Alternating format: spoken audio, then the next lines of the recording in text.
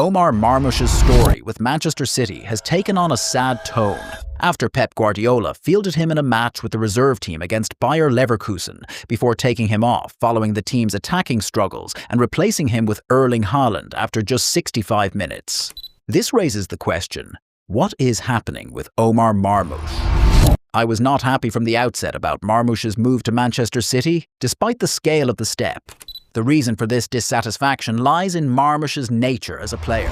He is known for his speed, his remarkable ability to carry the ball and dribble in one-on-one situations, in addition to possessing strong finishing power in the final third. These qualities form a complete picture of effectiveness and quality.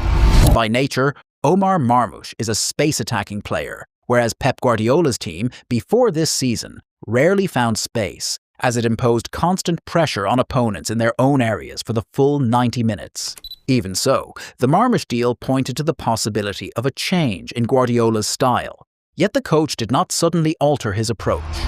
Despite that, Marmoush found his way, as he recorded 9 attacking contributions in the Premier League last season in just 16 matches. Looking back at the player's most notable appearance with Manchester City, the 4-0 win over Newcastle stands out as the most prominent by far. In that match, the early signs of Guardiola's new approach appeared, when he allowed Newcastle to have possession for significant periods, creating spaces behind the defence that could be exploited, and this is where Marmoush truly stood out. Marmoush delivered an exceptional performance and scored one of his most famous goals after a long pass from goalkeeper Ederson. Another goal came from a ball played in behind the defenders, and a third resulted from a late run beyond the first attacking line. That match was a defining moment for the player, but it was not repeated often.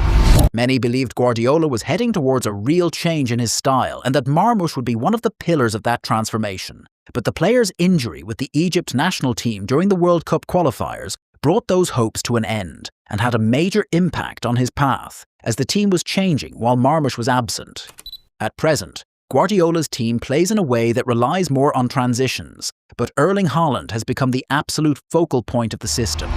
This has made the presence of players such as Foden, Cherki and Doku serve chance creation for his benefit, which reduces the role of a player who depends on attacking space like Marmoush. Another reason for Marmoush being left out of Guardiola's plans recently is his participation next month in the Africa Cup of Nations with the Egypt national team. This is the same issue faced by Ait Nouri, and the two of them are the only African players in the squad. I believe Marmoush's current hope lies in shining at the Africa Cup of Nations, either to convince Guardiola or to open the door to a new opportunity away from Manchester City.